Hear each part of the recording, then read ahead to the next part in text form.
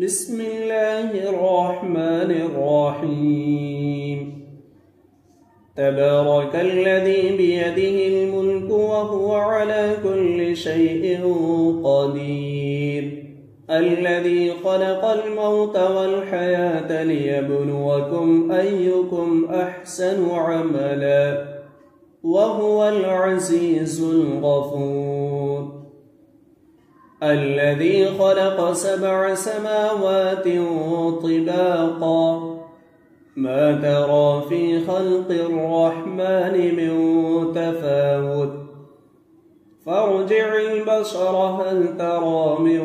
فطور ثم ارجع البصر كرتين ينقلب إليك البصر خاسئا وهو حسير ولقد زينا السماء الدنيا بمصابيح وجعلناها رجوما للشياطين وأعتدنا لهم عذاب السعير وللذين كفروا بربهم عذاب جهنم وبئس المصير إذا ألقوا فيها سمعوا لها شهيقا وهي تفور تكاد تميز من الغيظ كلما ألقي فيها فوج سألهم خزنتها ألم يأتكم نذير قالوا بلى قد جاءنا نذير فكذبنا وقلنا ما نزل الله من شيء إن أنتم إلا في ضلال كبير وقالوا لو كنا نسمع أو نعقل ما كنا في أصحاب السعير فاعترفوا بذنبهم فسحقا لأصحاب السعير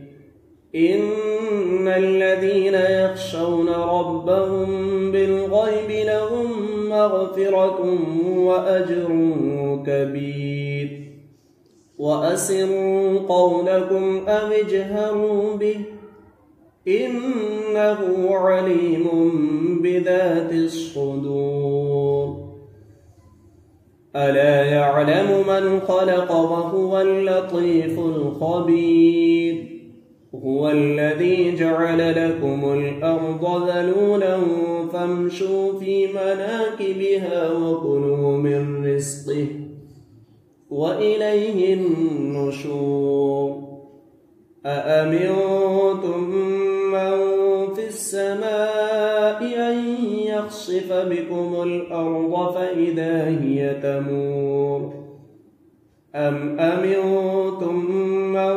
في السماء أن يرسل عليكم حاصبا فستعلمون كيف نظير ولقد كذب الذين من قبلهم فكيف كان نكير أولم يروا إلى الطير فوقهم صافات ويقبضن ما يمسكهن إلا الرحمن إنه بكل شيء بصير أمن هذا الذي هو جند لكم ينصركم من دون الرحمن إن الكافرون إلا في غرور أمن هذا الذي يرزقكم إن أمسك رزقه بل لجوا في عتو ونفور أفمن يمشي مكبا على وجهه أهدى أمن يمشي سويا على صراط مستقيم قل هو الذي أنشأكم وجعل لكم السمع والأبصار والأفئدة قليلا ما تشكرون هو الذي ذرأكم في الأرض وإليه تحشرون ويقولون متى هذا الوعد إن كنتم صادقين قل إنما العلم عند الله وإنما أنا نذير مبين فلما رأوه زلفة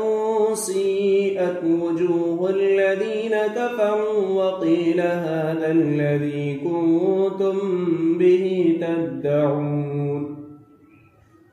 قل أرأيتم إن أهلكني الله ومن معي أو رحمنا فمن يجير الكافرين من عذاب أليم قل هو الرحمن آمنا به وعليه توكلنا